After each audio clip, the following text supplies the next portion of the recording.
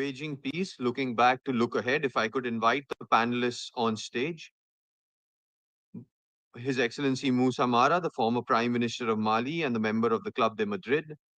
His Excellency Stephen Harper, former Prime Minister of Canada. Espen Barth Ide, Minister of Foreign Affairs, Norway. Dr. Shashi Tharoor, Member of Parliament, Lok Sabha in India, and also the Chairman of the Parliamentary Standing Committee on External Affairs. Comfort Ero, President and CEO, International Crisis Group, United Kingdom. Moderator, Yalda Hakim, Lead World News Presenter, Sky News in the United Kingdom. If I could request the panelists to take their seats, sorry. Yeah.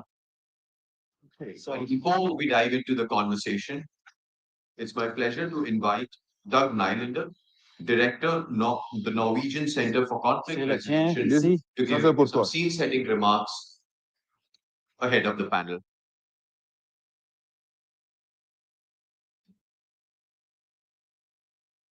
I hope you like the way you said Sassoon.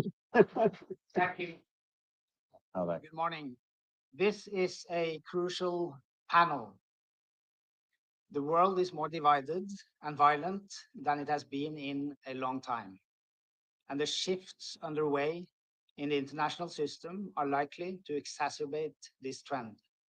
The peacemaking field has already tried to alter its approach in order to adapt, successfully in some cases, but with still some way to go in many others. We need to look back and identify lessons from past successes and failures. But we need also to have a candid conversation about how to best collaborate in pursuit of what should be our shared goal. Fostering peaceful and inclusive societies at peace with one another, which respect the rights and dignity of all. To set the scene, I will share some brief reflections on the guiding questions for this session. Having myself supported the negotiations between the Colombian government and the FARC armed group for several years, 3 key lessons of relevance to today's peacemaking are the following. First, courageous political leadership committed to peace is fundamental. Without it, success is unlikely.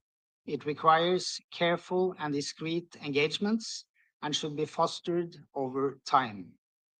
Second, preparing patiently and thoroughly is crucial. Even if silencing the guns requires urgent attention, peacemaking is messy and time-consuming, and negotiating a transformation from war to peace requires stamina and flexibility. And a well-prepared negotiating team is central. One that is also able to defend peace talks to their own constituencies. Third, there has to be a common vision on the end goal of negotiations. Absent a common vision, we're left with a series of transactional exchanges that can produce temporary agreements, but in which conflict relapse becomes likely. Creating the conditions for peace in today's conflicts requires us to marshal our respective comparative advantages, connections, and resources. In some highly fragmented contexts or regionalized armed conflicts, it is less and less likely that all relevant stakeholders will be willing or able to sit around a single table and produce a comprehensive peace agreement, as in the negotiations of the past. We need to openly discuss how our respective efforts across different levels and with different participants can produce synergies in what has been called multi-mediation in a recent report on adaptation and innovation in mediation. An organization such as mine, an unofficial non-state outfit willing to talk to all our actors everywhere, can test out ideas with groups and individuals seen by many as too controversial to engage. We can tease out real interests underpinning public positions and help the parties understand what a potential negotiation could deliver. Our efforts thus complement those of others who may enjoy better access of trust with certain parties or certain political leaders to encourage them to exercise the courageous leadership I mentioned. In this regard, I welcome the increasing number of states and organizations active today in mediation, each of which can bring something useful to the table. Some of us will also be able to help parties prepare for negotiations through capacity building or to develop negotiating strategies, while others will need to focus on the infrastructure of peace talks. What we should avoid is duplicative or uncoordinated efforts which can undermine mediators. As for mediators, it is true that they have to be impartial and treat all negotiating parties fairly. But mediators need to be more than that. They have to be credible and to be seen to help parties produce tangible and measurable improvements for civilians in conflict situations. It is their role, when negotiating parties are locked in confrontation, to keep the hope alive. That allows for the building over time of a common vision on the end point of negotiations. The voices of society are also crucial here. Channeling the hopes and aspirations of civilians bearing the brunt of violence can be catalytic, which is why finding mechanisms for their inclusion and participation is so important. The Colombian peace agreement's approach to issues of justice and accountability would not have been possible without the active participation and contribution of victims of the conflict. It unlocked possibilities that the parties may not have arrived to themselves. And in turn, this made the final peace agreement a reality. Beyond revealing solutions, inclusive peace processes deliver something else. They deliver responsive peace agreements that ultimately enjoy societal acceptance. And politically inclusive agreements accepted by society increase confidence in the future of the country, including its economic prospects. This, in my view, is a crucial driver of sustainability of peace agreements, not only the ability to channel international support through challenging processes like ceasefires, disarmament, and elections, but also building the confidence of the private sector, domestic and foreign, to invest in the economy. I look forward to hearing from the panelists today. We are all in this together. If we are able to make this diverse group of states and other actors work effectively together by recognizing each other's strengths and roles, then we as a global community should be able to be more successful in waging peace in the time to come. Thank you very much.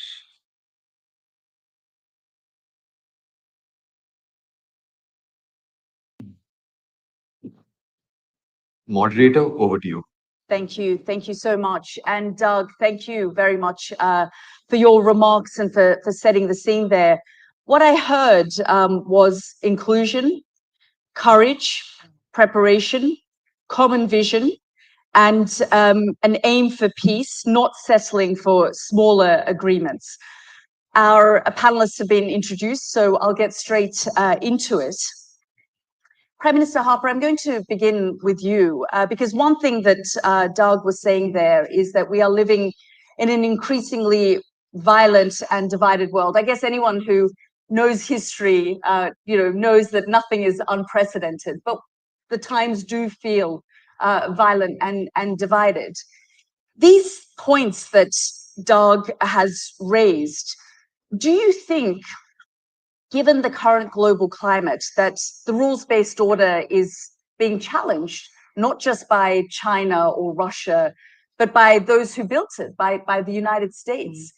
Do you think these sorts of mechanisms can apply to peacemaking today when we are seeing these shifts in the rules-based order and also a focus on big power and spheres of influence?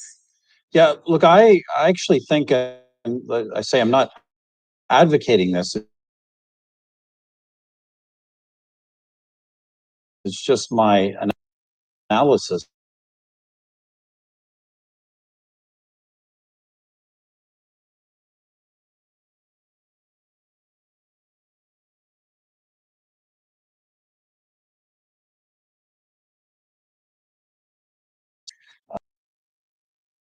By the way, I think it was the aberration. Big powers with spheres of influence and kind of big dynamics really determining issues of peace and war, at least at the kind of macro global level. That's the norm of human history. And I think we're returning to that. You've had over the past couple of generations, China, Russia, and Iran with, I think, increasing success, being able to jump in and out of the rules-based order as it suits them. And now you have, you know, to be candid, the United States, really the originator of that post-war order, now largely doing the same thing. It doesn't mean that the mechanisms that our guests just talked about are irrelevant. I think it just means you have to put them, you have to decide what the bigger power context is. You know, in the context of mediating Sudan, perhaps, or mediating Colombia, that's a very different set of lessons than the Russia-Ukraine war or the conflict in the Middle East, where big power politics are engaged. And it's just increasingly evident to me that the major powers will not be constrained by rules.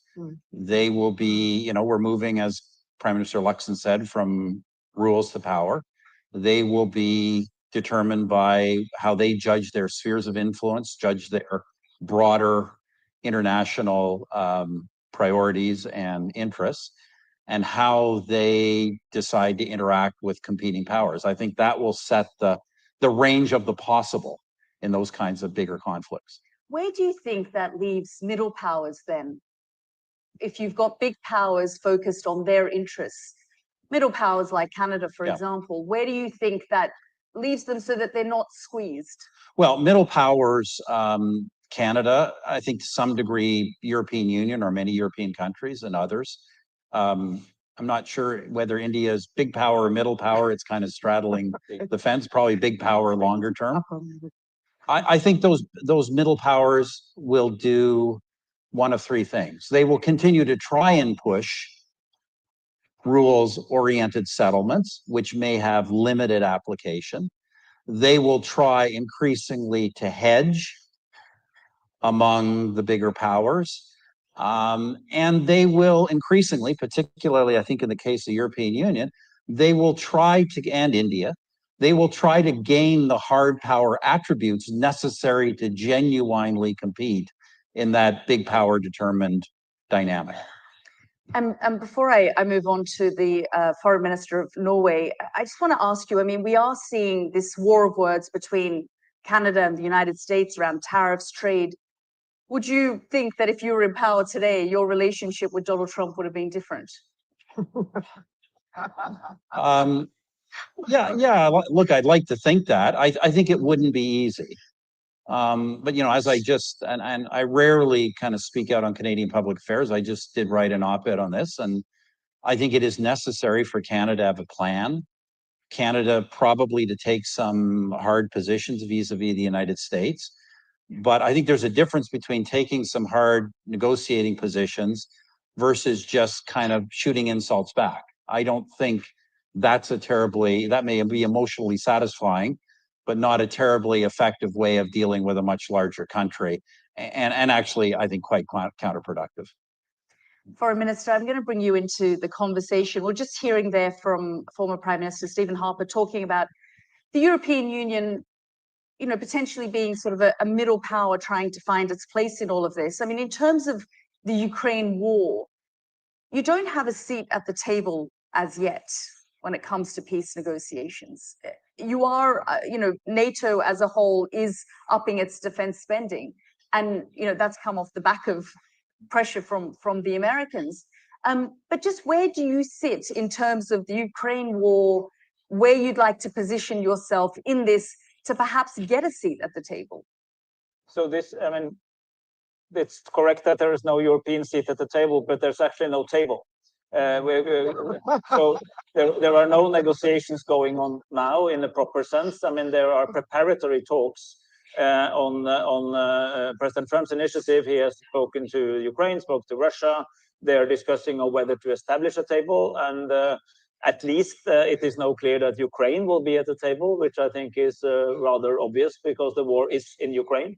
So it would be very worrisome if two great powers, settled Ukraine without Ukraine. I think most other countries would agree that they don't want to go back to a world where great powers, make deals over the heads of those engaged. And we also strongly believe that there should be significant European contributions, both in substance, planning for negotiations, carrying them out, but because this is a war in Europe and it's not only about Ukraine. I mean, it's a big thing in Ukraine, but it's also very much about the international order globally and in my continent. So we're working really hard now, and if one thing can be said, the alarm, the togetherness, the strategic preparations for what's going on now, which probably will be an end game to this war, is much higher now in Europe than it was. So that's at least one of the outcomes.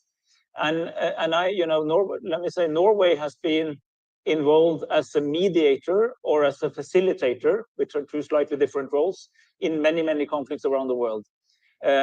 Because we were far away. I mean, far away from Colombia, relatively far away from Middle East. Philippines, once upon a time Sri Lanka, with only partly successful, I would say. But but we've been involved many places.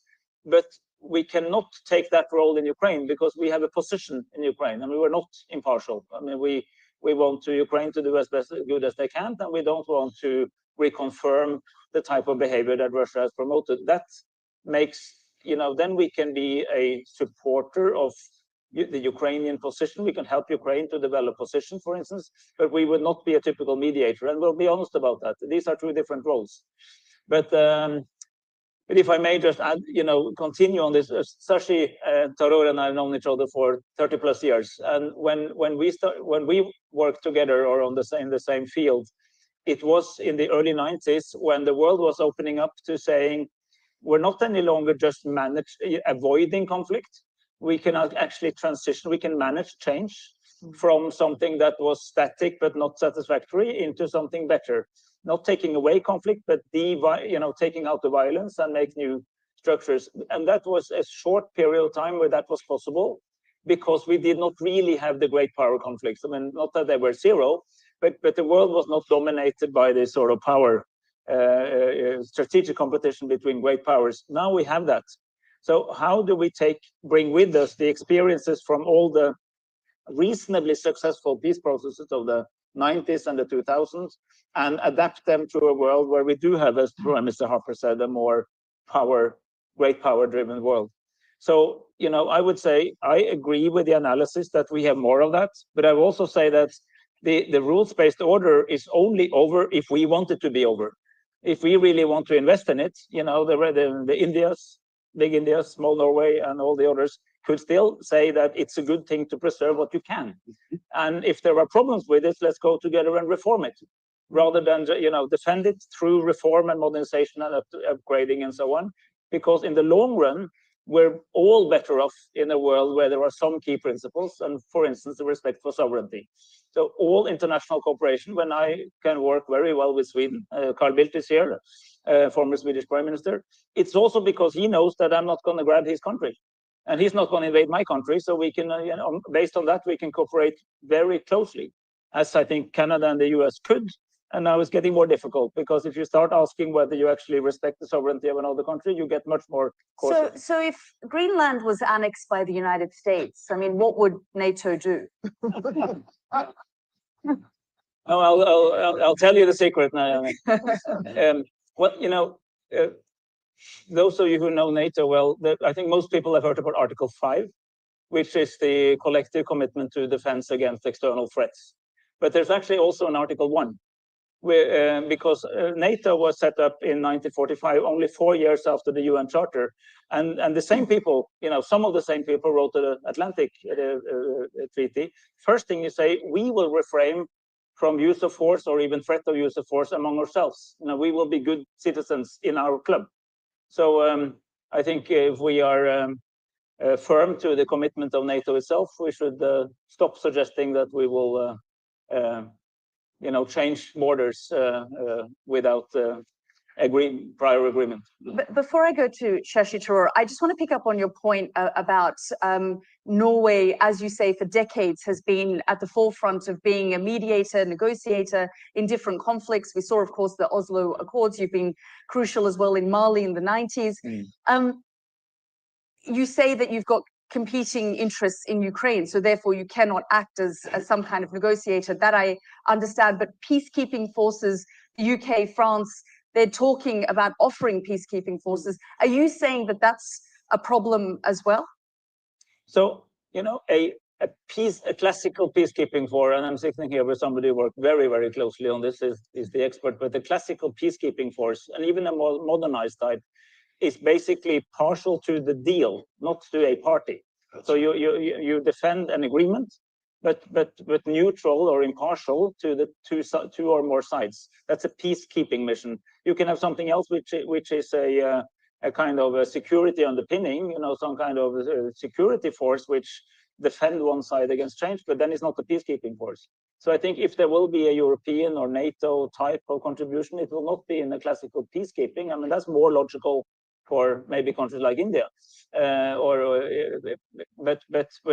I don't think we who have taken such a clear position, correctly so in my view, can also be the peacekeeper of the deal. So again, it's helpful to distinguish the different roles, and both roles are fine. It's just that they should not be confused. Correct. Shashi Tharoor, I mean, the foreign minister there was saying that you're an expert in peacekeeping forces. You've worked in this area. I just want to pick up on that point he's just made about, would that be something that India would consider or toy with or engage with? Fortunately, anything I say doesn't engage India since I'm in the opposition and not in the government. But Espen is right. And in fact, when you go back to the earlier part of this conversation, when you talked about the middle powers and so on, how did peacekeeping come about? Well, the UN Charter doesn't mention peacekeeping. The UN Charter envisaged that the big powers that had won World War II would get together and impose peace around the world. And peacekeeping was supposed to be the militaries of the 5 big powers who constituted the permanent members of the Security Council. But once the Cold War started, that became impossible. And so Dag Hammarskjöld had the brilliance to actually find countries whom one could broadly in those days refer to as middle powers, including India, Canada, Ireland, countries like that, to actually step in and do the peacekeeping that the big powers no longer could because they didn't agree with each other. So our not being engaged in the conflicts of the Cold War was actually a major asset in peacekeeping. And that's why the catechism that Espen was summarizing evolved. That peacekeepers do not take sides. Our only side is peace itself. We are not interested in the victory of one or the other. In fact, we try not to get involved when one or the other side is still pursuing victory. It's when they have decided that they are ready for peace that peacekeepers come in. There's this wonderful old line from Brian Urquhart, the late great Brian Urquhart, who talked about never dive into an empty pool. That is, don't try and make peace when one or the other side is ready for peace. But once they are ready, then Espen is quite right. I mean, in fact, the Russians have made it explicit that they will not accept European peacekeepers who belong to NATO countries. They say they will not have NATO troops policing the peace in Ukraine. Now, that's an open statement by the Russian government. So since pretty much all Europe seems to belong to NATO these days, even can't build Sweden, I don't know where we're going to go. I mean, you'll have to look beyond Europe for your peacekeepers in Europe. And that way may well be something that you would want to turn to India for. And certainly, speaking as an Indian parliamentarian, I don't think there's going to be a lot of resistance to that idea.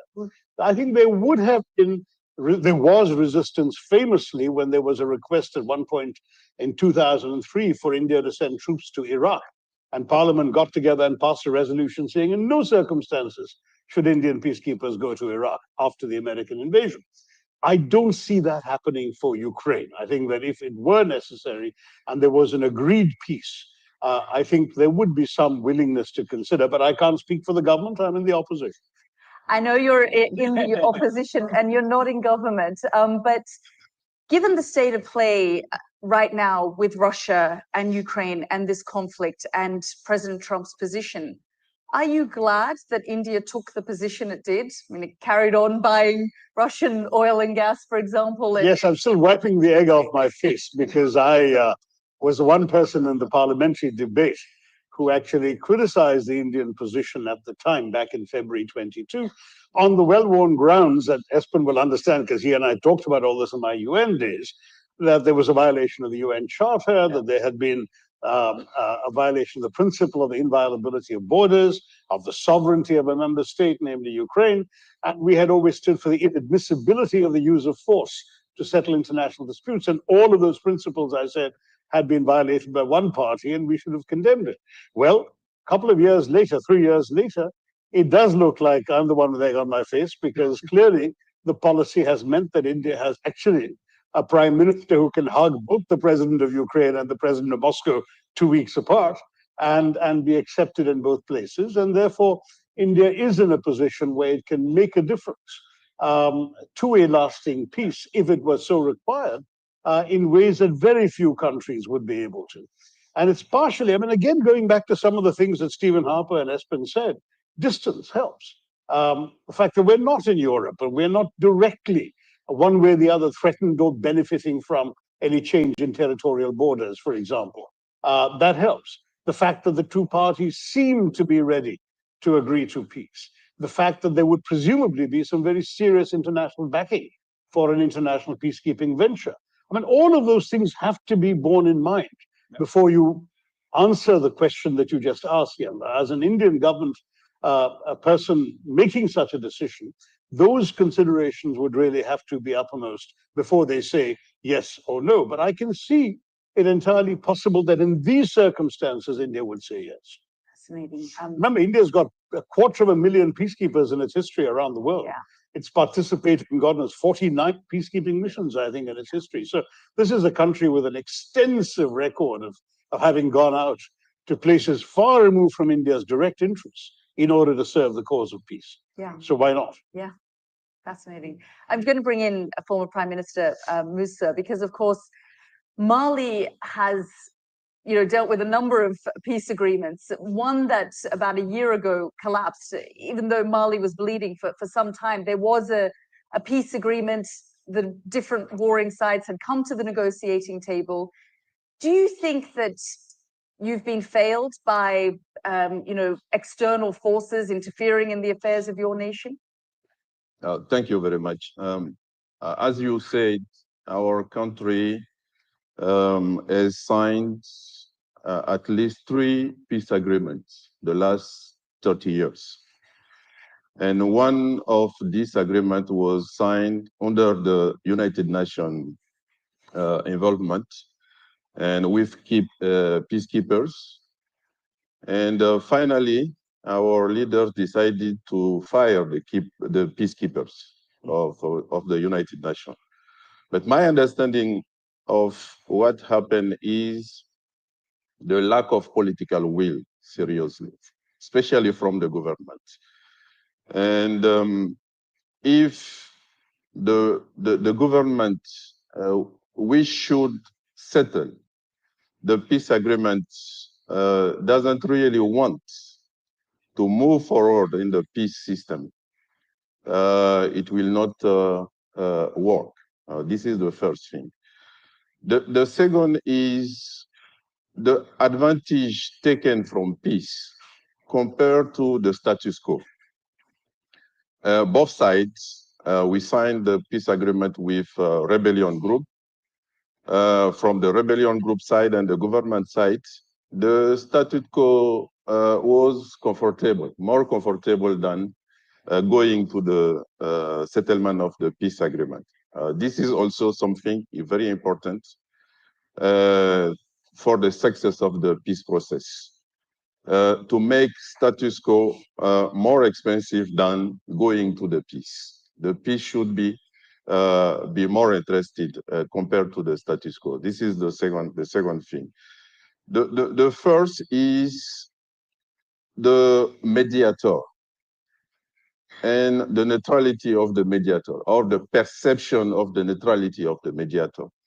In our case, Algeria, our neighbor country, has been always involved in the different peace agreements. And Algeria looks like not really neutral on this stage. Also, that disturbed a lot the peace agreement. And finally, the soldiers who lead the country now, they decided to cut the peace process and try to internalize the peace process. They are not doing well, but the will to internalize also is interesting. For me, the most important thing for the peace in the country is internally. Political will, social readiness of the society to go forward to the peace and to deal with the root cause of the rebellion. I think we have to try to find the right way on that to resettle a peace process for our country and to achieve it. And I have to mention also the regional concern, because now we are not only the country which is involved in difficulties, security difficulties. We have Burkina Faso, we have Niger, and the situation is becoming regional, but even geopolitical situation, and we have also to deal with that. Yes, because of course, there's also been a sort of foreign influence in a place like Mali. I mean, we saw the Wagner group fighting alongside, forces in Mali as well. That has played a role in preventing peace because there's been external factors, people flooding weapons, for example, into these countries, preventing sort of peace from being achieved, even if society has wanted it. The Wagner issue is not, for me, as important as what I mentioned first, because dealing with Russia, hiring mercenaries, it is a soldier decision, it is a military decision. They think they need to empower the army in order to get a victory, because the military, they are focused on victory instead of settling a peace process. This is not really the most important thing I would like to light on. The most important thing is the political will, and now it is not really the case, because the military, they are more focused on victory, military victory, than settling a peace process. The social readiness, the different civil society involvement internally, this is also important. And the environment. Now we have to find maybe one innovative way to settle a real and a strong peace process, not only in Mali, but in the Sahelian region. Now, as I said, Burkina Faso and Niger, neighboring country, they are facing the same terrorist issue, even the rebellion issue also. And we have to find an innovative way to go on that. I am not really certain that the external powers and the external countries, they are as impactful as mentioned on the medias. The most important thing is the internal political will, political leadership, the governance, and the society wanted to accompany the political will on the way to get a real and a sustainable peace process in this. And then I think the regional bodies, African Union, ECOWAS, even United Nations or the international player could accompany. I am not sure they are as impactful as mentioned in the media. I'm going to come to you, Comfort, and bring the panel full circle. The crux of this panel, the focus is waging peace. Do you feel that we are in an era of peace, or this is a moment of, reckoning for the globe, or are we really just in an era of confrontation, and it's about managing those different conflicts? I think it's the last 2 points that you raised, that we are in a reckoning, but also managing. And I want to go full circle to what Prime Minister Stephen Harper was saying, because we're in an era where wars are rising, but more critically, we're in a situation where the institutions that would normally regulate and manage these processes themselves are not trusted in the way that they used to be. I mean, you referred back to the era of Dag Hammarskjöld, right? And very well respected, trusted. And the UN is no longer necessarily the first port of call, partly because the Security Council that has a mandate to address these issues itself is dysfunctional. Yeah. Itself is breaking down. Itself is polarizing and oftentimes toxic as well. And when you have one of the key members of the Security Council, contemporary times, being seen as an aggressor, then it makes it very difficult to begin to work out the process for conflict management. By the way, Russia is not the first aggressor in the council, so we should just put that on the table as well. But I also think that we are in a completely different era. So I hate to say it, but we also should be truthful to ourselves that I'm afraid, Prime Minister, you and I are good friends, but I'm afraid that it looks as though the rules-based order is on the verge of being consigned into the museum. Now, the question, however, is as we are in a world in transition. As we transition into the next era, and here I would like to attach myself to what you're saying, is what can we take of the old world, what we thought was worth cherishing, that can accompany us into this new world. And now I think there is a viable conversation to be made. I will firmly attach myself to the principle of non-aggression. I think that's fundamental, because the countries that were born out of the United Nations, what bound them together was the principle of non-aggression, was also the principle of not changing borders. This has been a core principle, for example, in Africa. The African Union, or its predecessor, was very clear that we weren't going to change the colonial boundaries in which some of our countries found ourselves in. And we were pretty clear about sovereignty as well, about what binds us together. These are universal. So if I'm going to cling on to anything that accompanies us into this new world that we're yet to be born in, we don't know what the contours are going to look like, it's not been etched out quite clearly, I would like to think that we can safeguard one of the fundamentals about non-aggression, and also this expansionist territorial integrity, grabbing of territories as well. So I do take seriously this notion about what President Trump is saying about Panama or Greenland and even Canada. I do take it seriously, because he made green light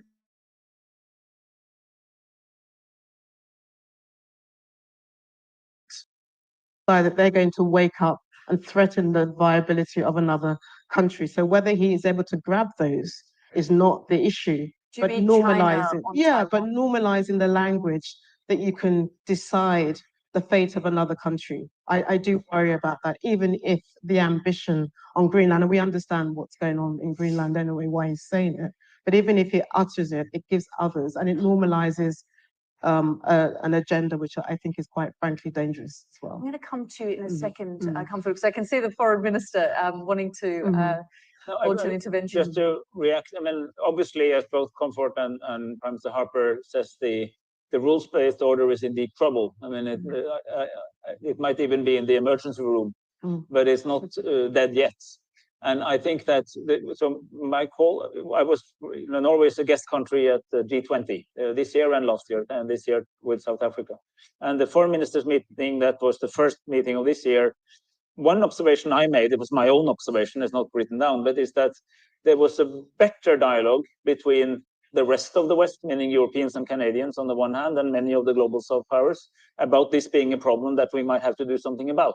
Because what's happening, of course, the two of the founding fathers, I mean, the Russia, which is a successor to the Soviet Union, who clearly violated it by invading, a sovereign country, and the new tone in the US administration. I mean, we could all lay down and say, this is too bad, sorry, it was nice when it worked. Or we can see if we can invest in upholding, defending. And I think a key point then is that we need to apply the rules uniformly, because there's no higher power in the world. I mean, the global system is principally anarchic, and then we try to bring some order into it. And little Norway, for instance, we've been very adamant to say we criticize Russian violations of the UN Charter in Ukraine, but we also criticize Israel's excessive use of force against Gaza, and we need to do both. And it's actually when you criticize your friends that you show that the rules are for real, because it's not very costly for a Western politician to criticize Russia. I mean, it's correct, but it's not really a shocking statement if we are a NATO member. It is more courageous to say we have been critical of Israel, not because we don't think they should defend themselves against terrorism, but because we have way overdoing it and they violated, Geneva Conventions and so on. So I think that if we, and I would call it an Indian crowd, is the most populous country in the world. I mean, rather than thinking alongside the lines of non-alignment when nobody else is aligned, what are you non-aligned against if there's no alignment anywhere? But rather saying, how would we like to see the world? And maybe if we should be the first carrier of the message, how to organize the world, but because there are so many advantages to agreeing on some key principles of, trade, on international relations in general, on cooperating on health, and cooperating on climate. There are so many advantages to that part of the international order that it is a little bit up to us whether we accept it to be that. But it is in the emergency room, so it is in trouble. I think this is the crux of the matter, right? That there's a sense that there's a lack of consistency in how the rules are applied, and which is why you don't necessarily see a lot of countries wanting to cling on to it. But you're right, there are a number of countries who still also, by a good example, still rush to the United Nations because they see it as the core bastion, still want to cling, still want to preserve some core principles because they see it as essential to their own survival. But when the architects of the rules-based order are seen as violating those rules, it's very hard to convince others that they should continue to come. That's the core challenge. But I mean, in the end, we are on the same. But I'm not sure it's all that new. I mean, the fact no, is, it's not new. I mean, exactly. the rules-based order. There have been various rules-based orders going back to the Congress of Vienna in 1815, and the rules were always written by a few. What made them useful was they were accepted by everyone, that they were essentially rules that everyone felt they could play by. No one really believed the playing field was level. And when 15 of you sit around the Security Council table, you know that 14 of them have relationships with the US that perhaps matter more to them than with those of the other 13. And that's going to be a factor weighing in their minds. So I think it would be naive of us to imply there ever was some sort of ideal, simple, but totally rules-based system like a cricket team playing by the laws of the game. No, it was always a slightly uneven world. Look, having said that, there was nonetheless the sense that it applied to everybody.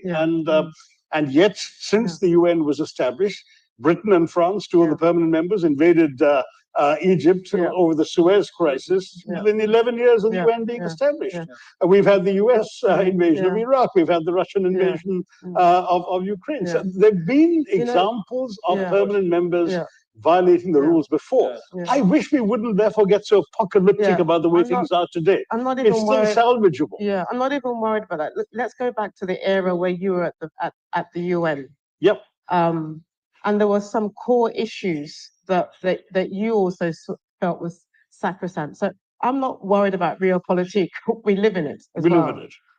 But when you asked me a question about are we living in a situation of wars rising, we have never seen it so bad. Where the idea that you could see this grave level of human suffering, of indignity, of hunger, as famine, the level of insecurity, the way in which you're seeing guardrails that used to prevent the horrors that you're seeing in Sudan, in South Sudan, in Gaza, the ceasefire. Let's not forget, as now the question marks as to whether the ceasefire is broken or we can get into phase 2 in Gaza. I mean, the scale of human suffering, of the human cost, of deprivation that we're seeing is fundamentally different from when you were at the United Nations. And I think we have to acknowledge it Rwanda and was. Bosnia in the 90s. Yeah, we said never again. We said never again, and we're sitting on the altar of millions of people who are dying across the world. That is what is different, and I don't see the system being able to rectify that anytime You're right, soon. Comfort, but there is a difference because back in this lovely 80s, there was a lot of death and violence. I mean, there were massacres in Rwanda, it was the Balkan Wars, the world was full of violence and death. But there was a sense that we knew what to do about it, that the outcome would be we help this country or this region to transform into modern democratic societies, and we will have a peace deal, and we will implement the peace deal with peacekeepers and so on, and eventually it will move forward. And in many cases, they did. Many of these operations worked. So it was not the amount of violence, but it was more, there was still a hope that these were transitional problems that eventually would be solved, and I think that hope is not so obvious any longer. I'm just going to, we've got about 10 minutes left, so I'm going to open up the floor to the audience. If you could make your way to the microphone, wherever it is, I think it's in the middle somewhere. And if you could keep your questions brief and no statements, please, as we only have 10 minutes. I think there's a microphone going around, or in those corners. Yeah, go ahead. Kodaro here. My question is to Dr. Tharoor and also the president of the Quest Group. We are in a state of increased defense industrialization and weapons development. All states are striving for this in the name of sovereignty and strategic autonomy. My question is, to what extent is this compatible with long-term peace? With long-term peace? I mean, the fact is that, the old cliche that if you want peace, prepare for war, still holds good. That is that one of the reasons you develop defense preparedness is to ensure that no one is tempted to go to war against you.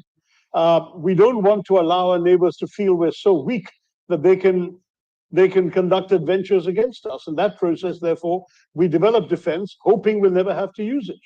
I mean, Canada hasn't been to war ever, as far as I know, since 1812. But they've got a very good army, which they do send out to the world for peacekeeping purposes.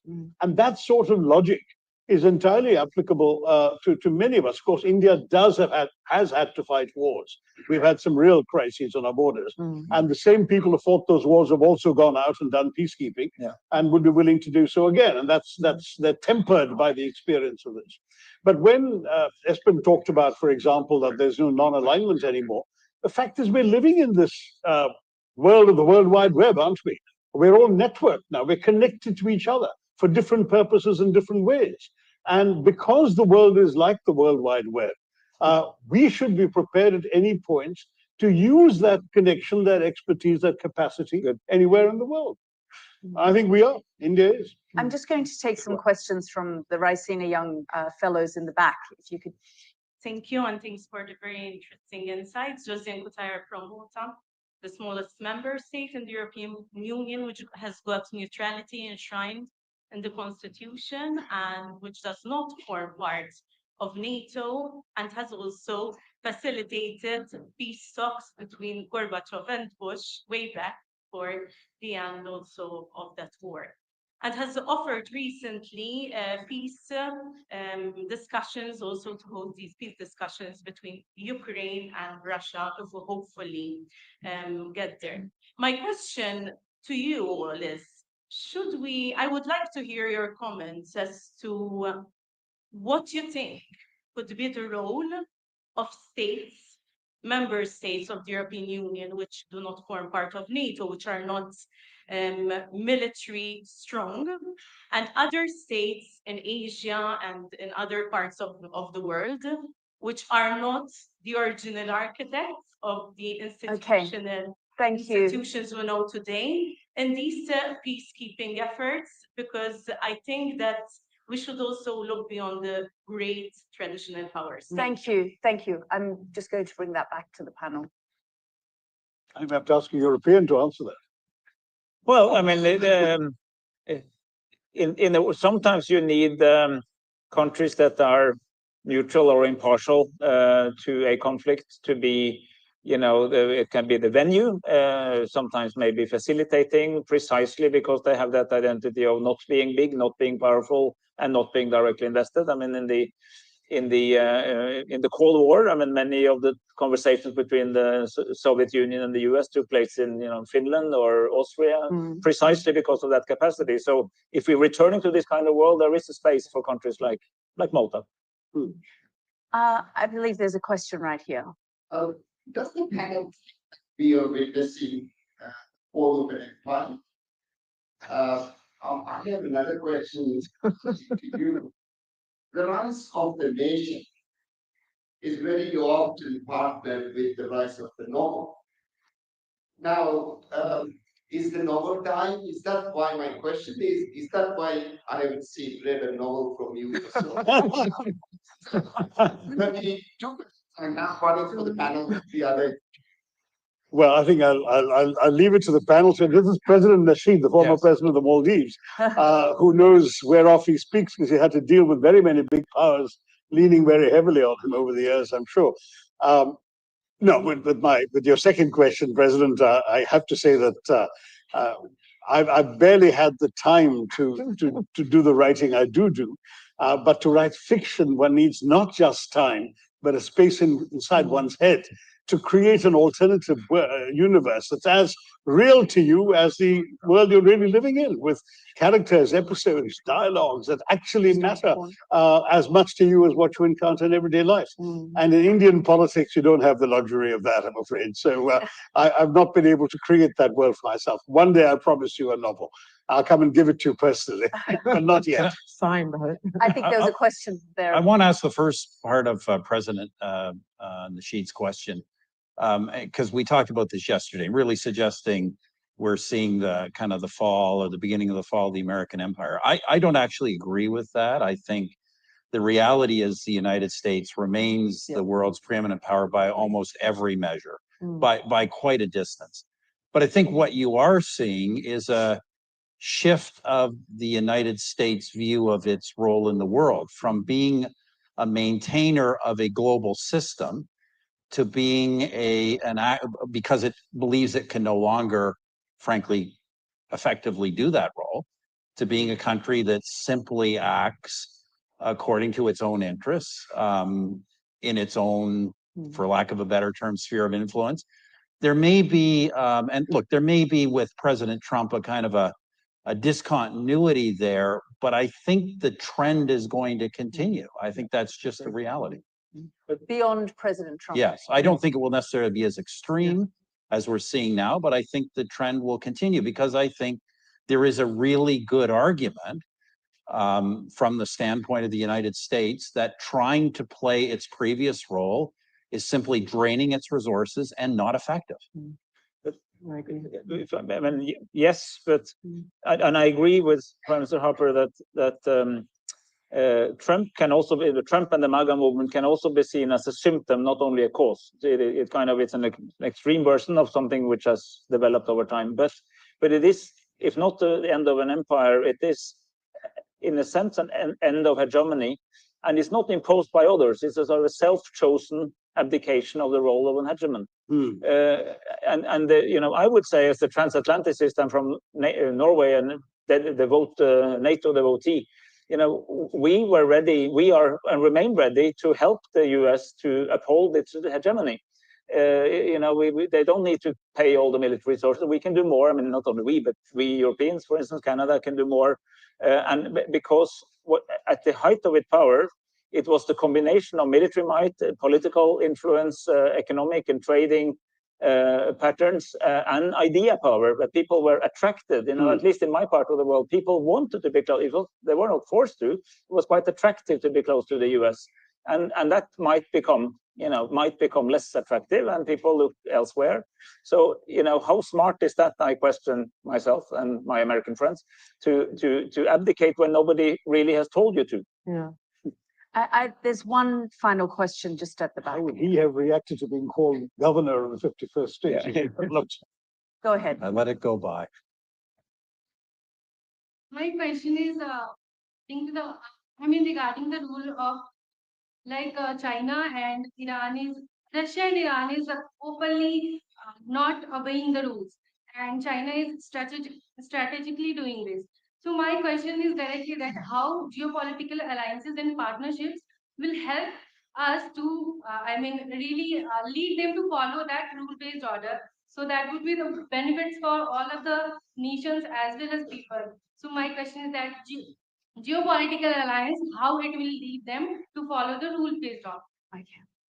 But you said there are no more rules. Yeah, You I mean, said that rules evolve over time and we all get They to do, pick but I and mean, choose. I think the short answer, I mean, you may have seen just yesterday, the Indian Prime Minister made a very positive statement about relations with China, even though we've had some pretty tough times with them over the last 4 or 5 years. I suppose the message there is, let us take them at face value. Let us assume that they will live up to the laws, the rules that we're all exalting right now. But at the same time, I mean, the old Reagan line, trust but verify. You have to be absolutely sure that they are doing so. And if they don't, then those are the standards against which you will calibrate your reactions accordingly. I mean, the truth is that I don't want to single out a particular country here, as you've done in your question, but in general, member states of the United Nations have not always upheld every single principle of the Charter. There have been violations, there have been transgressions. But if you broadly agree on what the rules are supposed to be, then you can hold countries to account for actually upholding those rules. And that's frankly the way we'd have to do it, whether it's with the country you mentioned, China in this particular case, or anywhere else. And I don't know, the Prime Minister of Mali is sitting there, what he's been through with his country and with the, I mean, perhaps you might want to address this question, sir. How would you look at law, at these rules of law internationally? For a country like in Africa, we are interested effectively to see the global player respecting the rules and the settling of the rule of law. But we know also if it comes to the interests and the geopolitical interests also, the rules of law sometimes is putting aside.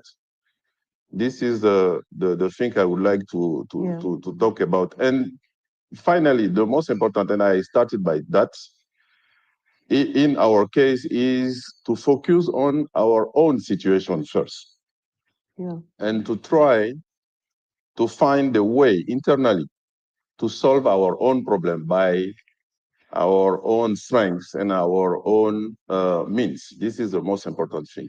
And I would like to end also to say there are some other players, not a nation, like an international organization. And I am a member of one organization like Club de Madrid, which is composed by former head of state and former chief of government, which can be helpful to a company to find an innovative way and to help the government, like in Africa, to solve their problem. Like I would like to talk about that also. Thank you so much to our panelists. Unfortunately, our time here is up, but thank you so much for your thoughtful remarks. Thank you. Good. Thank you. Merci, Prime Minister. Thank you. That was great. Great to see you again. A big thank you to the panelists. If I could request the panelists for a quick photograph.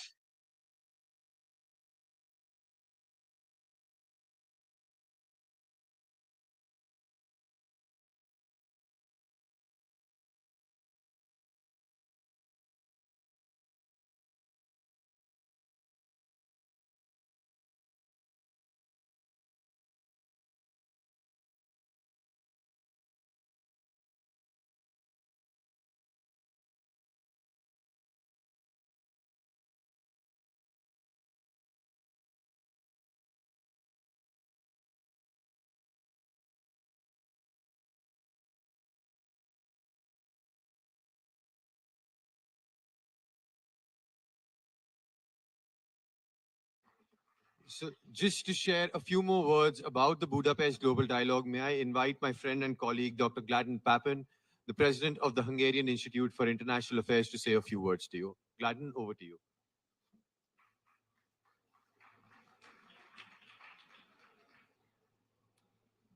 Good afternoon. My name is Gladden Papen from the Hungarian Institute of International Affairs. Just a word about the Budapest Global Dialogue. A year ago, Samir Saran and I were sitting around trying to think, what are going to be the key topics to discuss in the coming years, and where would be the ideal place to discuss them? Well, we settled on 4 themes, and I think it's pretty clear that today those themes are now the main themes that are driving a lot of international conversation. Those are the themes of the return of sovereignty in a supranational age, the role of nations as they calculate their place in a rapidly changing world order and seek new forms of connectivity, the new situation in the transatlantic relationship and the importance of having a new Europe for this now very new America, and finally, a new relationship between the West and the rest of the world, a new West for a new world. Budapest is the perfect place to discuss these issues within Europe. It's a crossroads of civilization. It has wonderful connections diplomatically, politically, economically throughout the world. So mark your calendars, June 16th, 17th, and 18th, we will be convening in Budapest for the first Budapest Global Dialogue. If you'd like to participate, just have a word with me, with Samir, or one of our colleagues. Thank you very much, and I look forward to seeing you in Budapest.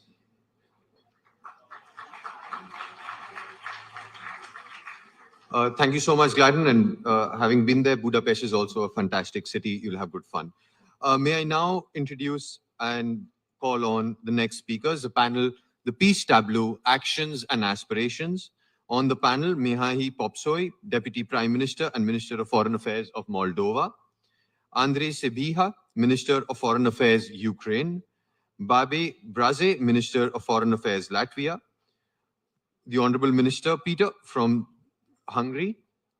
Hannah Knott, the Director of the Eurasia Non-Proliferation Program and at the James Martin Center for Non-Proliferation Studies in the US. Moderator D.B. Venkatesh Verma, former Ambassador of India to Russia. Is it here?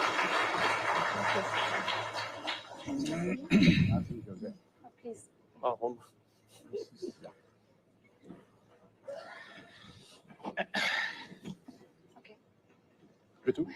Well, you see, Okay. that was the original solution, you see? Apologies. Moderator, over to you. Good afternoon, namaskar. This is the panel on the Peace Tableau, Actions and Aspirations. I am Venkatesh Varma. I'll be moderating this session. The Russia-Ukraine conflict has been a very prominent topic in the Raisina Dialogue in previous years. Given the open nature of the Raisina Dialogue, we've had all points of view.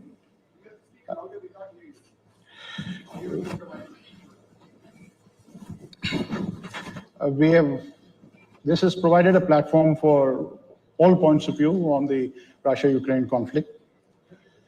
And I must say that the Raisina Dialogue has been ahead of the curve sometimes. For instance, last year, in February 2024, a mention was made by one of the panelists here of an article written by a senator from Ohio, J.D. Vance, who is today the Vice President of the United States of America. This year, too, we would like to be ahead of the curve, but the curve is becoming larger. It's expanding by pace, including, I guess, this evening when there will be a telephone conversation between President Trump and President Putin. Whatever it is, I think there is increased interest and emphasis and focus on the way forward. That is the reason why this panel is called the Peace Tableau. We will discuss in this panel what will be a durable peace settlement in Ukraine look like, Would it be enough to address proximate issues, or do we need to go into root causes? Who will do it? Will it be a direct negotiation between Russia and Ukraine, or it will be a negotiation embedded in a larger understanding between Russia and the United States? And what will Europe play? What will be the role of other countries? Who will make the compromises on the battlefield and in the negotiating table? Will political maps be redrawn along with the global realignments that are taking place? We wish to have an open and honest and a realistic discussion. External Affairs Minister Jaishankar very wisely told us it is good to deal with the world with what is rather than what if. And it is in that spirit we have gathered together an excellent and distinguished panel of speakers. Excellency Mihai Popsai, Deputy Prime Minister and Foreign Minister of Moldova. Excellency Babai Braze, Minister of Foreign Affairs of Latvia. Excellency Andrei Syria, Foreign Minister of Ukraine. Excellency Peter Zihatu, Minister of Foreign Affairs and Trade of Hungary. And Dr. Hannah Notte of the James Martin Center in California, but she's based in Europe and looks after Eurasian security issues. Welcome to all of you. After the panel has spoken,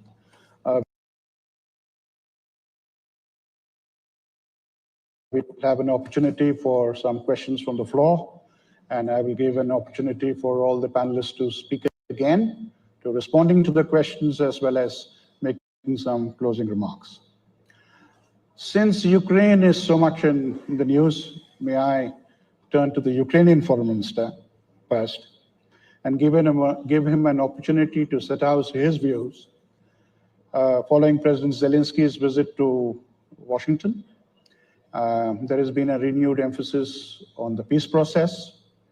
There is a temporary truce that Ukraine has agreed to.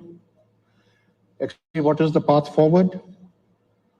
What are the constituent elements and factors of a permanent and durable peace settlement? As an independent sovereign country, you're entitled to your red lines. What are those red lines?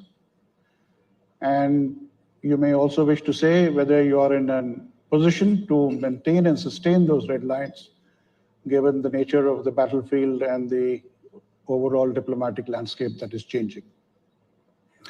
What, in your view, would be a settlement that is in the long-term interests of Ukraine? Are you looking at a peace of choice, or are you looking at a peace of necessity? This is my last question to you.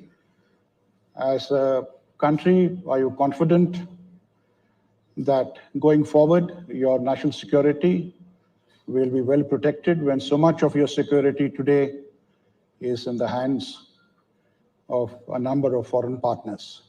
Excellency, over to you. Greetings to everyone. It's a great pleasure and honor for me to participate in today's event.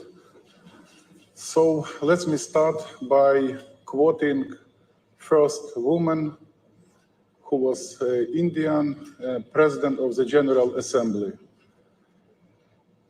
The more we sweat in peace, the less we bleed in war. So Ukraine is the country which is mostly interested in achieving peace, just, long-lasting, comprehensive. This war is not about Ukraine. That's why it is also global interest to achieve just, comprehensive, long-lasting peace. Yes, after Jeddah, we got another speed, new additional opportunities to end this war this year. And we are ready for this. We are not the obstacle to achieve peace. Let's see what will be the response from Russian side to settle ceasefire. Ukraine supported US proposal about ceasefire, temporary ceasefire for 30 days, because it is very important not to have this perception of frozen conflict. We are talking about ceasefire, which definitely make our peace efforts much more effective. And of course, we need confidence building measures. So once again, this meeting in Jeddah between Ukrainian and US delegations sped up the process. And if we are talking about Ukrainian side, we are ready to start to implement the outcomes of Jeddah meetings. We do really expect, and here we need joint efforts and joint support, strong international support. We do really expect from Russian side unconditional yes for ceasefire. You know that probably today, according to the public statements, we could expect telephone conversation between President Trump and President Putin. So we do really hope that we will get more clear situation after this conversation. Returning back to our position, and we shared with this position with our American friends, with our allies in Europe. So nothing about Ukraine without Ukraine, nothing about Europe without Europe. No compromises at the cost of Ukrainian territorial integrity and sovereignty. No restrictions to our military capacities, and no third country has a right to block our will or our way to participate in any union, in any alliances. That's our principal positions. And of course, we will never recognize any part of territories occupied by Russians. I would like to remind that at this stage, under Russia occupation, approximately about 20% of our territories. And also it is truth that Russia didn't manage to achieve any strategic goal in Ukraine. They didn't achieve any strategic goal. Yes, they have now some advances at the battlefield because of different reasons, but strategically, situation is under control. Our approach now is a time for diplomacy, for a strong diplomacy. We also do really believe that with the leadership of President Trump, we could achieve long-lasting, just peace. And it is crucial, it is really very important not to manipulate with this term, just long-lasting peace for Ukraine. And we count on the support of international community because it is about principles, it is about the respect of principle of territorial integrity and sovereignty, UN chapter, and about it is also about the restoration of world order based on rule of law. Thank you. Excellency, let's turn to Moldova, which is a neighbor of Ukraine. It is a neighboring country to NATO. Apart from the destabilizing consequences of the Ukraine conflict, Moldova has its own set of issues relating to Transnistria. Looking at the ongoing conflict, Excellency, what is your approach to a durable peace settlement in Ukraine? How would it confine and gel with European security? And given Ukraine's own inability to join NATO, do you think that your policy of neutrality has served your interests well? Over to you, Excellency. Thank you. Thank you for this opportunity. It is a wonderful gathering of people that care about peace, about stability. Moldova is a small country, a new country from the old continent, and of course, a country that is second most affected by the war in Ukraine, other than Ukraine itself. We have tried, despite our modest resources, to provide all the support we can to our friends and neighbors, welcoming over 1 million refugees, providing access to labor, healthcare, because we know, and for us it's not at all abstract, that Ukraine is defending us as much as they're defending themselves. Moreover, Moldova is no stranger to challenges when it comes to its territorial integrity. The fact that we have struggled for over 30 years to have effective control over a sliver of land known as the Transnistrian region of the Republic of Moldova, that has denied Moldova the right to exercise its full sovereignty over its territory, we would not wish this to our worst enemy. When you have a frozen conflict on the territory, and that, of course, that hampers investments, then hampers the capacity of the country to fully exercise its sovereignty. But regardless of all those challenges, in the past 3 years since the full-scale Russian aggression against Ukraine, Moldova has not only muddled through, but managed to achieve meaningful progress when it comes to our energy security, when it comes to our informational security. We're investing more in our defense capabilities. Yes, we are a neutral country. Yes, we have the bridge builder mentality, just like India. But at the same time, we want to make sure that we live in an environment where international law is respected, where the Helsinki Act of 1975 is respected. It's not ideal, to say the least, that at the 50th anniversary of the Helsinki Act, there are discussions about territorial concessions. Ukraine was able to prove to the whole world that it was able to stand up for itself, to stand up for the rule of law, for the international order. The fact that initially some had ideas that it can conquer Ukraine in 3 days, well, needless to say, that hasn't happened. And they're struggling to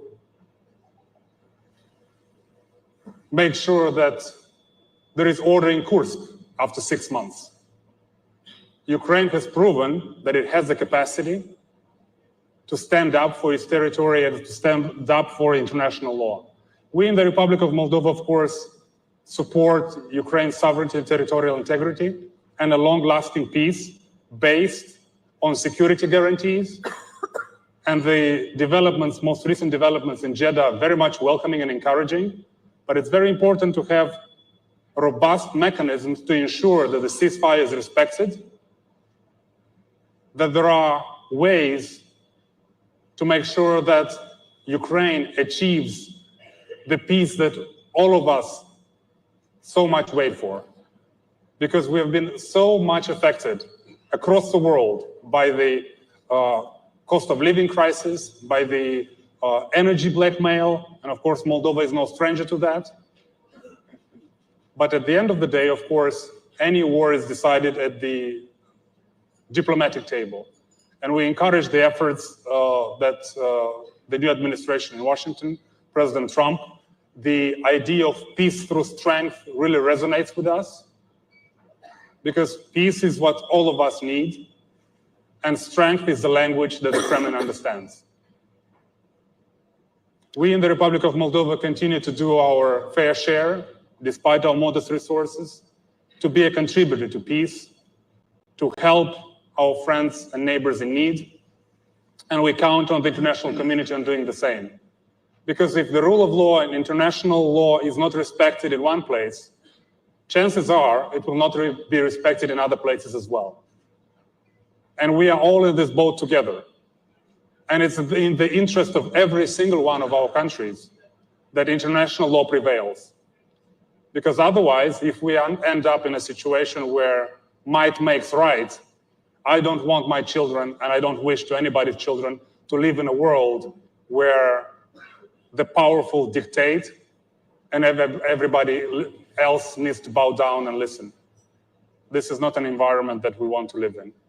And therefore, the fundamental rights and obligations enshrined in the UN Charter and in the Helsinki Act when it comes to Europe need to be respected, and we count on the efforts of the international community on standing up by the values that we all share. Thank you. Thank you, Excellency. That was indeed a very powerful statement in favor of international law. Turning to Latvia, Excellency, along with other Baltic countries, Latvia has taken a very outspoken and upfront position on the Ukraine crisis. But Ukraine is not the only issue on your security agenda. Recent developments in the Baltic Sea area also have impacted on your own threat perceptions. NATO has expanded into Scandinavia, so you have a larger NATO coverage of your immediate periphery. But what is your perception of a way forward? How to reconcile the Ukrainian security with European security in the new circumstances? But how is it that even with the expansion of NATO, the threat perception is only increasing in your part of the world? Is it just the threat of Russia, or is it the new fear of abandonment by America? What is your view? Thank you so much. I think the answer to that is not one-dimensional. The Baltic states are 107-year-old democracies, and so we take a long view at any type of situation that arises with regard to our security. 50 years of those 107, we were illegally occupied by the Soviet Union, and that occupation was never recognized by the international community. So we regained independence in 1990. And that resistance movement was very much inspired by Gandhi's peaceful resistance.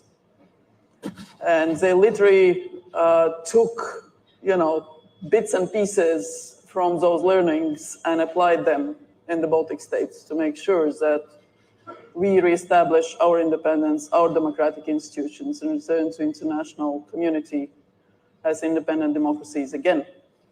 So thank you to all those US, UK, all the countries who never recognized that occupation.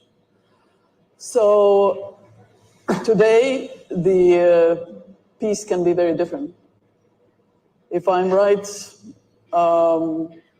between Russia and Japan, there is still no formal peace. But there is peace. That is also a possibility. There is also a possibility that it affects everyone's sovereignty, whatever the settlement is. So if somebody thinks that Ukraine won't have an agency, what affairs it wants to decide by itself, I think those people are very mistaken. I don't think there is any country in the world who would like their affairs to be decided by another country, or who would like to be invaded by another country. So it will ultimately be up to all of us recognizing that as independent countries, we do want to decide our own future. And the way, whether we join ASEAN, whether we join Council of Europe, whether we join EU and NATO, and then it will be up to those members in those organizations to decide whether they are ready to admit one or another country. And that is why also for NATO, it has been a very important few years, because NATO is the organization that is based on Article 51 of the UN Charter. That is the right for individual or collective self-defense against an armed attack. And it's NATO that has guaranteed peace and security for the Euro-Atlantic community for more than 75 years. And what Ukraine is doing is defending herself exactly on the basis of that same article. Article 51 of the UN Charter. It's a self-defense based on international law. And that is why so many countries, people, communities have felt very comfortable supporting Ukraine. It was not because Ukraine decided to do something against Russia. No, it has a sovereign right to decide its own affairs, and nobody has the right to invade somebody else. That's why during the peace summit in Switzerland last summer, I was sitting next to a president of a big African country who said very clearly, if we start violating each other's borders, and if we accept the situation of Russia's aggression, then what will happen in Africa will be next. No respect for borders, everything up in flames.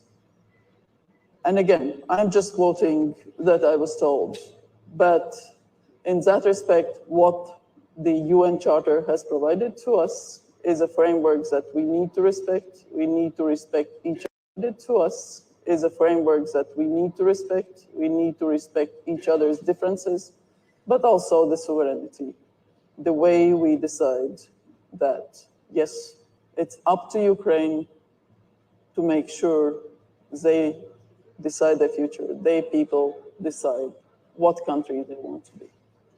So it will, whatever the peace settlement, it will have the effect, I think, beyond Europe on a global level. Thank you. Hungary, Excellency, has had a unique position on the Ukraine conflict, within the EU more specifically. Your president has plowed a lonely furrow sometimes, despite considerable criticism within the EU. With President Trump's emphasis on peace, an objective that has considerable international support, I must say, it appears that Hungary is more comfortable in global capitals than in your own region. You perhaps feel vindicated somewhat, but I want you to reflect on the elements of a durable peace settlement on Ukraine, and specifically whether it can come about without the consent and active support of Russia and the United States, number one. Number two, we would also like your assessment of this proposal of the so-called like-minded group of European countries which are in NATO but not part of NATO, in EU but not part of EU, who are planning to deploy some peacekeeping forces in Ukraine, backstopped by the United States. It's not clear what backstopped by the United States means at the present moment. As a NATO member, would Hungary support the use of NATO assets for these operations? Over to you. First of all, I'd like to express my appreciation to the organizers to invite me again. Thank you, Jai, for hosting us here in wonderful Delhi, and I was very happy to listen to the Director General of the Hungarian Institute for Foreign Affairs just before this panel, announcing a wide-ranging cooperation among the organizers of the Raisina Dialogue and the Hungarian Institute for Foreign Affairs. We are very happy to witness that. Well, you say that we are more popular outside of Europe than in Europe. You're right. But if you say no to war, no to migration, and no to gender propaganda, then this is your destiny. No war, no migration, no gender has been the essence of our strategy for the last 15 years. Why I say 15? Because we have been in office for 15 years now, winning 4 consecutive elections with 2/3 majority, which shows that it makes sense to perform up to the expectation of your electorate. And I have to tell you that this situation that we are more popular outside of Europe than Europe is partly caused by the fact that we used to be Trump well before Trump as well. So our political strategy aiming at stopping illegal migration, saying no to the aggressive gender propaganda, to understand that a human being can either be a man or a woman, and especially opting for peace from the very beginning of this tragic war in our neighborhood has put us in a situation in Europe where we had to be confronted with political and financial attacks continuously. I might even say that if you carry out a conservative, patriotic, right-wing political strategy with success, it cannot be digested by the liberal mainstream. And liberal mainstream does definitely rule still in Brussels, unlike in Washington for the last couple weeks or months. When it comes to this tragic war in our neighborhood, our position has always been the same as it is now. 2 or 3 days after this war had been launched, I called Foreign Minister Lavrov and I called the head of the Ukrainian presidential administration, Mr. Yermak, and I told them, look, if you want to agree on conditions to peace, which we would really love to see you do so, Hungary is at your disposal. Come whenever you want to. We offer you fair circumstances, safe, comfortable, level playing fields. And I do hope that once you will take advantage of this offer and once you will negotiate about peace. We are the only country in NATO which did not deliver weapons to Ukraine. We are a country which has been carrying out its largest humanitarian operation ever since this war has been started, receiving 1.4 million refugees in Hungary, in a country with less than 10 million inhabitants. Being the #1 import source of Ukraine for electricity last year and this year as well, and being the #1 gas source for Ukraine in February. But we have been under continuous attacks, political and financial, for the last 3 years because of this position of ours. Our position was always that we need peace, we need a ceasefire, and we need peace negotiations. My Prime Minister has launched a peace mission during our presidency of the European Union last year. You might have realized that.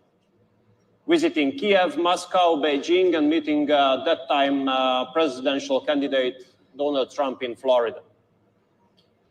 After this, he has submitted a report to the European Council, putting forward a proposal for ceasefire and peace talks to be started. You cannot imagine the range and intensity of political attacks we have received for this position of ours.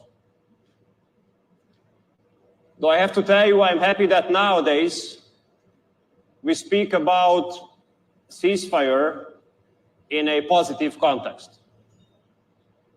And I hope ceasefire would come.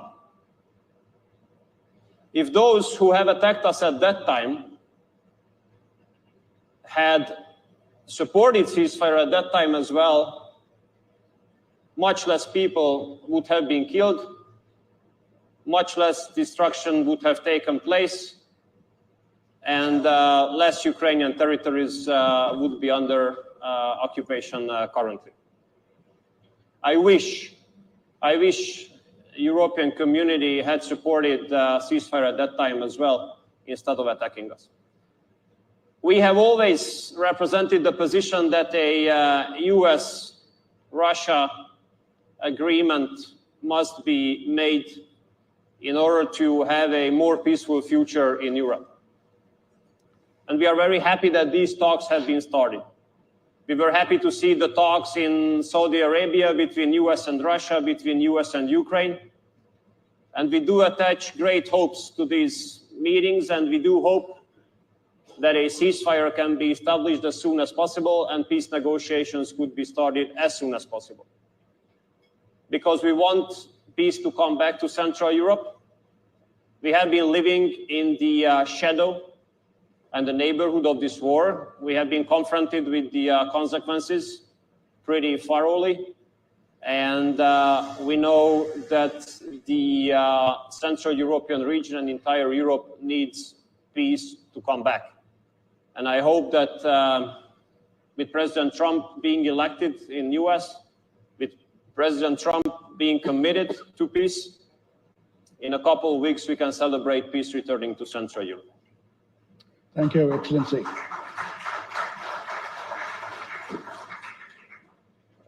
Turning to a broader vision of European security, Dr. Nuttall. You are based in Europe. You have a ringside view of what is happening.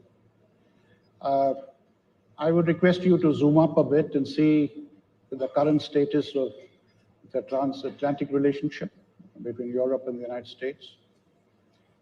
What are the reasons for a range of responses in Europe, ranging from panic to outrage? Please comment on Europe's own relationship with Russia, whether this objective of permanent hostility with Russia is sustainable in the long run, particularly given the fact that the United States is talking with Russia, not just on Europe, not just on Ukraine. The second point I would wish you to focus on is the impact on the more intangible dimensions of European security, which is nuclear sharing within NATO, the French offer for an extended deterrence outside the NATO framework, the impact on the nuclear non-proliferation treaty or further proliferation in Europe, etc. But lastly, I would also like to, for this audience, which is a global audience, how is orphaned Europe, which is in permanent hostility with Russia and a certain sense of great disquiet with the United States of America, how will it affect Europe's role globally in this part of the world, India, China, the Indo-Pacific? Would it diminish Europe's role or would it enhance it? And the perception here is that while there are calls for peace from different parts of the world, Europe still persists with Europe is no longer a project of peace. Europe is today a project of war, especially given the remilitarization plans that are taking place. Are remilitarization plans real, or are they more hat than cattle? Thank you. Thank you so much. Thank you so much to the hosts for inviting me. It's a great honor to join such a distinguished panel. Indeed, I'm the only non-official, the only analyst on this panel, so I can speak only for myself. I'm based in Berlin. I work mostly on Russia, on nuclear issues, so allow me to zoom out a little bit from the most pressing priority, which is Ukraine, to address these issues related to European security. And I think in Europe, we should start the conversation with two very basic assumptions. The first assumption is that Russia has not fundamentally revised the goals with which it entered the war against Ukraine 3 years ago. It wants a permanently neutered Ukraine, unable to rearm itself, but also a rollback of NATO from Central and Eastern Europe. It's very clear that these Russian demands have not gone away. The second fundamental assumption that I would propose is that we are now in Europe faced with a US administration which fundamentally wants burden shifting towards Europe, not burden sharing. Not just when it comes to support for Ukraine, but also when it comes to thinking about European security more broadly. And I would propose that in these circumstances, Europe has to rethink deterrence, escalation management vis-à-vis Russia, across the whole spectrum, from the hybrid through the conventional to the nuclear. When it comes to hybrid measures, we have woken up to this threat in Europe over the last few years. A lot is happening to address it, but I would submit that, whereas the Russian strategic community has thought about escalation management in a very holistic fashion for a long time and has viewed hybrid measures very much as part of that, we have not really cultivated the same mindset, the same concepts the same vocabulary even to talk about these things in Europe. So there's some catching up to do. On the conventional side, a lot is happening in Europe, far too much to be talking about on this panel. Different European countries are continuing to step up. I believe that the Bundestag in Berlin is convening actually today to pass a decision on loosening the boring rules to make available significant funds for investment in infrastructure and the military. But let me mostly come to the nuclear factor here. I think notwithstanding the occasional nuclear abolitionist rhetoric by President Trump, it is not clear to me that this US administration has a clear agenda for arms control. And I would propose that we'll be lucky if in a year from now, we'll be sitting here, and this will be when the New START treaty will have expired in February of next year. We'll be lucky if we will have gotten to an agreement between the United States and Russia in which they pledge to not exceed the limits of New START, to continue to abide by the current limits. But I don't think we will see big strides on nuclear arms control over the next year. That means for us in Europe, we will continue to face a Russia which has a very versatile and large arsenal of theater-range nuclear weapons, and the intent for nuclear coercion vis-à-vis Europe, precisely at a time when we are increasingly nervous about the durability and the credibility of US extended deterrence in Europe. And that is why you see renewed calls for a Europeanized nuclear deterrent. You see what I believe are very necessary discussions of what that would actually entail, institutionally, legally, logistically, for other European countries, for instance, to rely on the French nuclear deterrent. There's a lot of scaremongering and panic and mythology in the public debate surrounding this. So I think there's a lot of room for responsible communication and for education on this matter. Now, as the Europeans address this spectrum of issues, of challenges, I just want to suggest that there are three trade-offs or tensions that Europe will have to deal with. And the first I would call the tension between Plan A and Plan B. The question is, if we are seriously pursuing Plan B, which is substituting what the United States does in Europe, are we inadvertently undermining Plan A, which is to make sure that the US remains committed, which I would submit, especially when it comes to nuclear deterrence, is quite essential. I would imagine that that risk or that tension between Plan A and Plan B depends on the specific policy issue, and it'll require delicate case-by-case diplomacy vis-à-vis the United States. The second tension is that between effective leadership versus unity in Europe. If it is increasingly the case that coalitions of the willing take the lead when it comes to supporting Ukraine or other issues, are we inadvertently hastening the fragmentation of Europe into zones of security, thereby effectively furthering the very objective that Russia is pursuing vis-à-vis Europe? And the third issue is that between deterrence and arms control. Now, as you know, arms control has become almost a frivolous term in Europe over the last few years. Of course, it is hard to see the war in Ukraine ending without some form of arms control, encompassing Ukraine, but also going broader. We will be in a continuous adversarial relationship with Russia in Europe. So there will be areas of tension. If you want to regulate those tensions, there's a huge toolbox from the past to turn to. Ideas of notifications, ceilings, buffer zones, if you go to the Vienna Treaty or the Vienna document or the CFE Treaty. Of course, that will have to be updated for new realities, new capabilities. The problem will not be the toolbox of the ideas. It will be a massive trust deficit vis-à-vis Russia, because I would submit that countries, certainly in the Baltic region and in Eastern Europe, will not believe for a very long time that Russia will not pose a threat to them. But we need to, I think to the extent that it is possible, try to stabilize this adversarial relationship with Russia. So these tensions have no clear answers today, but because so much remains in flux also when it comes to the US conventional and nuclear commitment to Europe, but I think they should shape the conversation in Europe beyond the most pressing issue, which remains Ukraine. Thank you. We've had some excellent points of view passionately put forward, very substantive. I will now open the floor for a few questions. Please identify yourself, keep it short. We will get a mic to you. We will collect at least 3 questions, and I will then turn to the panel for them to answer And if we have more time, we'll take more questions. Otherwise, I'll ask the panel to make some closing remarks. Good afternoon, sir. I'm Seiko. We are from a private equity firm from New York. My question is to the Honorable Minister of Foreign Affairs from Ukraine. Ukraine holds about 12 to 15 trillion dollars in mineral wealth, which includes REEs, which are about $4 trillion, which are critical for industries like defense, AI, semiconductors, and EVs. Your economy is already, crashed about 30%. You still have liabilities of about $424 billion. So if you unlock your REE into a whole value chain, you would additionally add about $1 trillion to your GDP and expand your economy 10 to 15 times. So going by President Trump's art of deal, he's trying to leverage your resources.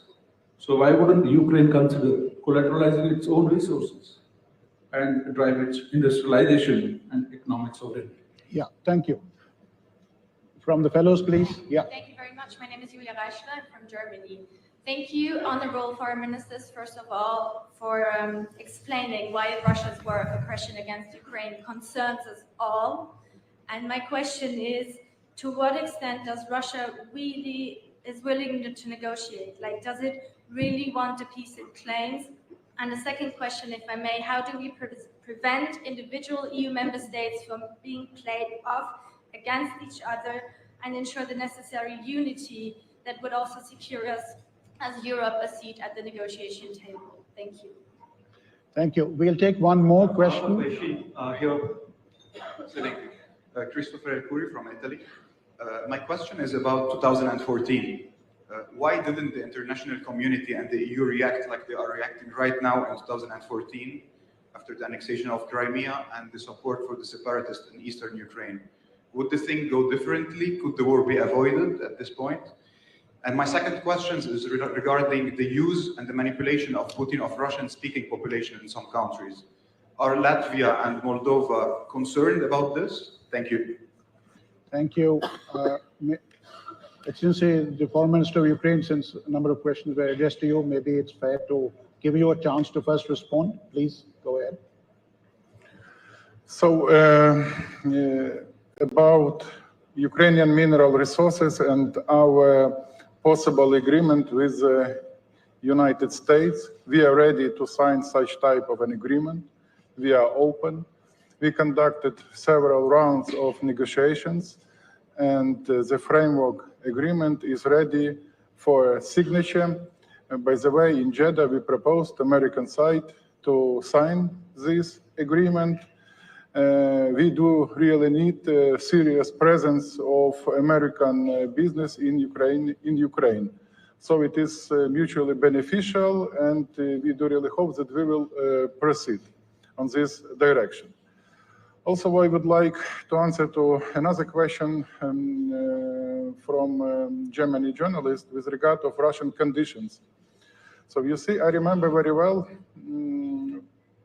first approach of Russian side immediately after this brutal Russian aggression started. It was not a proposal. It was a demand to capitulate. It was the language of ultimatums. Unfortunately, they didn't change this approach. They do not want to recognize Ukraine as an independent state. They want to ruin our statehood. So this proposal of a full ceasefire is a real global test for Russia to demonstrate who really wants peace and who really wants to continue this war. Russia wants to continue this war. Since we don't have any further questions, I'll give the panel one more. May I? Yeah, please go ahead. May I answer something? Excuse me? Yeah, I'll give you a chance. Please, please go ahead. On whether we are seeing that Russia wants peace. No, there's not a single indicator currently that Russia wants peace. When we look at all the alignments of politics, religion, media, private sector, Anything that is there, it's all about pro-war. So it might change, but currently there is no change. Whether there's anybody else who doesn't want peace, I don't know. I think we all want peace, that is for sure. And that peace, again, has to be such that it doesn't leave negative effect, whether it's on Asia or Europe or elsewhere. And those details were explained, I think, by Ukraine's foreign minister very well. And as for various parts of population, you know, our Indian population is growing by 2,000 a year, which is nice, I think. And we have a population from Eastern Ukraine. At some moment, 1/10 of our population was from Eastern Ukraine. We have my colleague, one of the best friends in the cabinet, is a naturalized Lebanese doctor, and so on and so forth. So Latvian population is very varied, and we are all Latvians. We are all under our constitution equal. So we don't divide people in groups. And that's why, you know, when somebody asks me whether Russia could present a threat to our populations, I don't think so. I don't see parts of population willing to move to Russia for understandable reasons. And in that respect, no, we are fine. We want more engineers. We need more people from STEM backgrounds. As the whole defense investments that we are doing, we are moving towards 5% for defense of GDP, requires quite a bit of industrial capacity in Latvia. The drone industry and elsewhere, we are doing very well. So come, engineers from India. We need it. Yeah, since we are running out of time, I'd like to give the other panelists time for some closing remarks. The Foreign Minister of Moldova, please. So go ahead. Thank you. Since Moldova was mentioned, I would like to say that in light of the referendum that Moldovans have voted in a few months ago, we see our future firmly in the European Union as a guarantee of our security and prosperity going forward. And as an EU candidate country, I may not be best positioned to speak about EU's future, but I can assure you that in light of the security challenges that we are facing, honest people can disagree about the extent to which Russia poses a threat. But what is undeniable is that if you want peace and security, you need to build a significant deterrence. And that is what the European Union is doing. European Union GDP is 10 times, or depending how you count, 15 times larger than that of Russia. It may have some coordination problems, let's be honest about that, but the fact that EU's capabilities are tremendously over that of Russia is undeniable. They are economically on par with the United States and China, and India is very much catching up. And I would like to take this opportunity to thank the Foreign Minister of India, Dr. Jaishankar, and the Prime Minister of India, Prime Minister Modi, for being the guardians of global stability and peace, and the fact that at the height of cyber rattling by the Kremlin, India made sure to contribute and helping that situation doesn't get out of hand and the red lines are not crossed, because nuclear stability is in everybody's interest. And the fact that India has been playing a significant role in ensuring global stability is certainly commendable. And on behalf of the Republic of Moldova, I'd like to thank the organizers for this opportunity. And we very much welcome our Indian friends to visit the Republic of Moldova. Thank you. Foreign Minister of Hungary, sir, you want to make some closing remarks? Well, thank you so much once again for including me as well into this panel. We do hope that with the Western world receiving a new leader, common sense, rationality, normality, and mutual respect will return to international politics. In recent years, hypocrisy, judging, lecturing each other, and especially those who did not belong to the mainstream, was overruling the international political landscape. And such a phenomenon can end up in tragic consequences. Therefore, we do hope that from now on, the international relations will be based on mutual respect. And if this is the case, then we have a hope for a brighter future. There were too many attempts recently aiming at interfering into domestic issues of other countries, like in our case. During the last parliament elections in Hungary, tens of millions of dollars have been invested in order to support our opposition, which is now screaming for President Trump's decision to cut the USAID sources.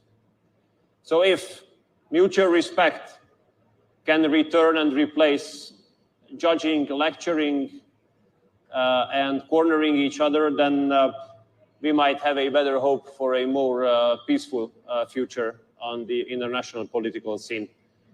We hope that this is going to be the case. Thank you. Anna?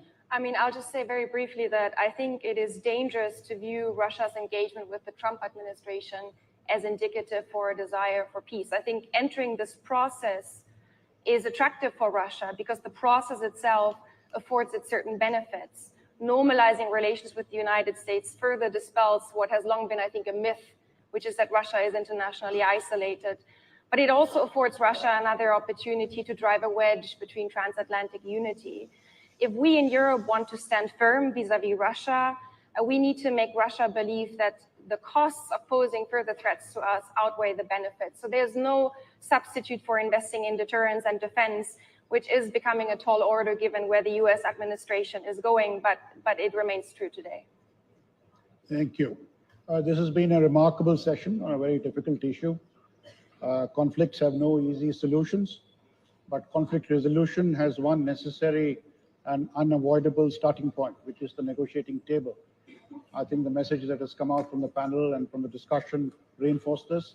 This is a point that has been stated by Prime Minister Modi right from the beginning of the Russia-Ukraine conflict, and I'd like to thank all the panelists for their participation in answering the questions raised with clarity and purpose.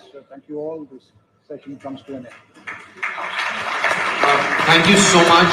We are running a bit over time. Lunch is now open. We have some lunch conversations at Shah Jahan. There is Uninterrupted Peaks, which is the hall right across from this one. Uninterrupted Peaks, Rethinking Energy, Access, Affordability and Security. If I could request the speakers and the moderator to join us for a quick photograph.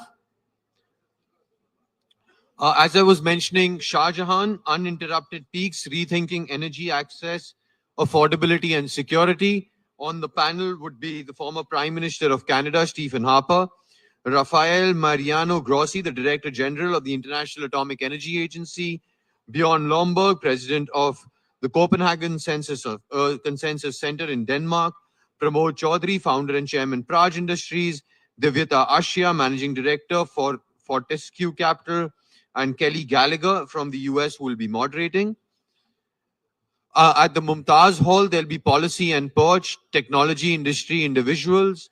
This is a session with policy planners from around the world. Please do join us there. Or you can go to Roshanara, demographic deficits, migration, education and economic growth. Migration has been an interesting topic. We'll be discussing that there. We'll come back here at 3:10 p.m. We'll be here sharp on time since we are running 15 minutes late. Please join us at Shah Jahan Hall right across from this room for a fantastic lunch conversation. Thank you so much.